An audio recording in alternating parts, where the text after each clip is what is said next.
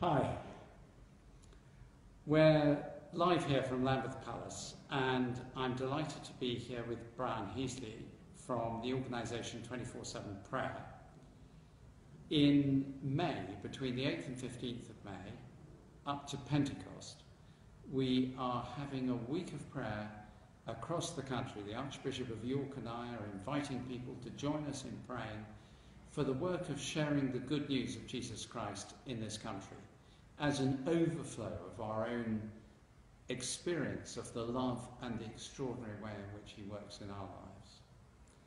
24/7 prayer is one of the ways that churches across Europe and across England can get involved in Thy Kingdom Come, which is what we're calling this week.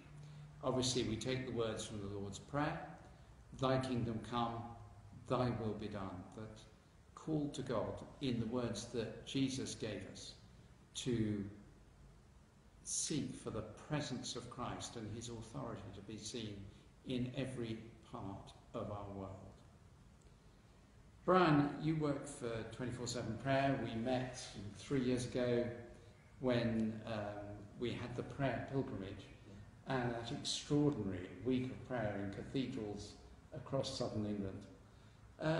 What is 24/7 prayer and how does it work? Well, it's primarily, it does what it says on the tin. 24/7 prayer helps, inspires groups, churches, communities to gather in one place for 24 hours a day, 7 days a week, and different people book in different slots. That whole idea. So people aren't expected to be there? No one's meant to be there. They are allowed to go to sleep? Everyone's allowed a breather. Kind of helps if you have 24 people, I think, in a different hour for each person.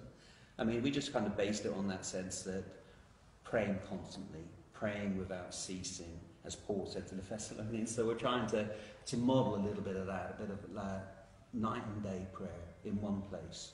I mean, we've had prayer rooms everywhere, from breweries to schools to prisons and, of course, to churches.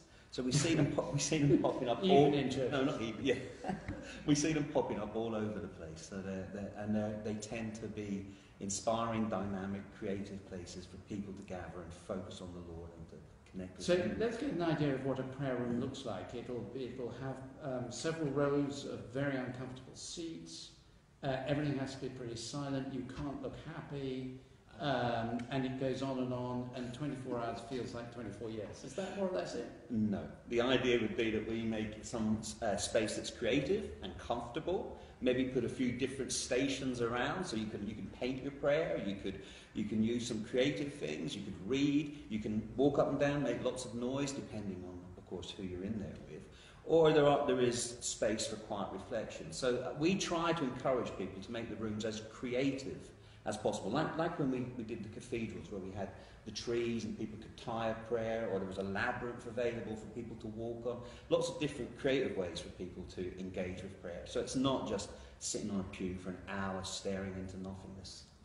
And do you remember the prayer in Chichester Cathedral? I think that was one of the ones that sticks in my memory, because they even had a station there where children could take part. We had a whole row for children to take part in the Lord's Prayer and to do different things, like to shred their prayers in a little mini shredder for forgiveness and things like that, which were just really helpful, because the idea is it isn't just for us adults, but that everybody can engage with it. And in terms of the impact, what's your prayer for this week of prayer, this Thy Kingdom Come in May? What's your prayer for it? My prayer would be that the church would grow in confidence in its ability and its passion to proclaim the gospel. I'd love to see the church. The church is doing loads of really wonderful, inspiring things, but I think we need greater courage. I think that when we encounter God, as the disciples did in the upper room on the day of Pentecost, they were emboldened with courage. And in that courage, they carried the message out. So I'm excited that the church will meet and pray and be full of confidence and take that confidence that we gain in the prayer room into the world so desperately needs Jesus. I remember someone in one of the cathedrals we were in during that week with 24/7, saying that they'd just come to drop in for a few moments. They joined in some Bible study, and they came away having met with Christ in a completely new way. I just remember that vividly. A woman, it was so moving and so profound, the impact that had on her life. I mean, I think a lot of people might look at you and look at the kind of way you pray and think, oh, that's not cathedrals. How have you found working with the cathedrals? Cathedrals have loved it. It's worked really well in cathedrals. There's lots of space for people, and we've seen, I mean, I think when we did the journey in prayer, I said probably get about 500 people coming to each one. And there were thousands, I think we saw 12,000 people. 12,000 on the week, yeah. Yeah, which was amazing. So cathedrals are a wonderful space for people to take some time out, to step aside and to go and spend some time in prayer. Archbishop, what's your prayer for this week?